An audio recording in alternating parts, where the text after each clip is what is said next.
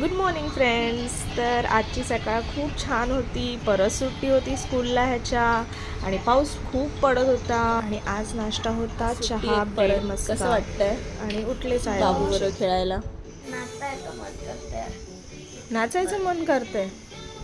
पण मला झोप मग आता उठा ना, आता वाजले किती. चहा वगैरे घ्या. आज मी ट्युशनला नाही गेलो तर चालेल. नाही, ट्युशनला तर जावंच लागणार आहे.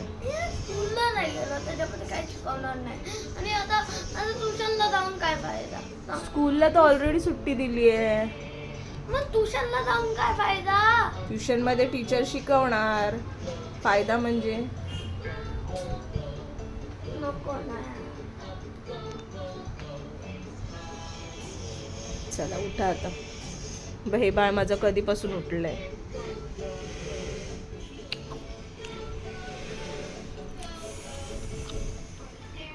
काय रे बाळा, तो आत्ता उठलाय ना, थोड्या वेळाने येईल. अशाच प्रकारे अर्णवचे फ्रेंड्स सगळे त्याला बोलवायला येत होते आणि तो काय उठायचं नाव घेत नव्हता. त्याला आलेला कंटाळा. मग काय मी उठवून त्याला म्हटलं चल आता जा आंघोळीला, ब्रश वगैरे कर.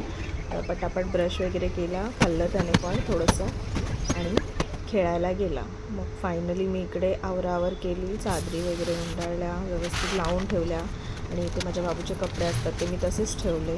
आणि मग डाळ संपलेली तर म्हटलं चला डाळ आणि मुगाची डाळ आणि तुरीची डाळ अशी मी मिक्स करून डब्यात टाकली. कारण म्हटलं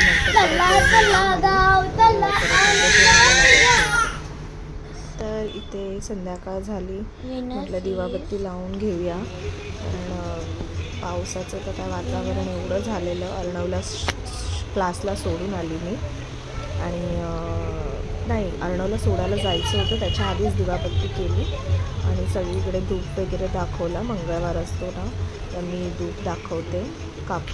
कापराचं ॲक्च्युली कापूर आणि भीमसेनी कापूर हे करून. आणि इथे फायनली आम्ही पाळणा आणायला गेलेलो. कारण बापू माझा पाळण्याशिवाय झोपतच नाही असं वाटलं आहे मला. कारण बाजूच्या त्यांकडे सेम पाळणा होता तर तो मी अर्णवला सोडायला गेली म्हणून त्यांच्याकडे ठेवलं त्याला. तर तो मस्त झोपला होता. चला आपण घेऊनच येऊया म्हणून आम्ही निघालो. आणि फायनली आम्ही पनवेलच्या इकडे गेलो. बघतो तर काय पाळणा बहुतेक ठिकाणी नव्हता. मग तिथे लांबच जावं लागलं आम्हाला.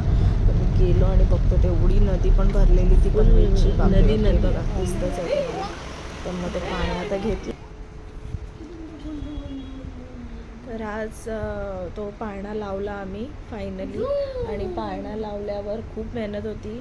त्या काकांनी आम्हाला खूप मदत केली. आमच्या आहेत बाजूला त्यांनी मांडके काका म्हणून आहेत, त्यांनी रात्री आले 11:30 वाजता. तो पाळणा लावला आणि फायनली तो त्याच्यावर झोपला. पण त्याने एवढा मोठा कांड करता वाचला कारण तो पूर्ण असा मागे गेला आणि मागून खाली पडणार होता आणि आमच्या जेवणातच डायरेक्ट.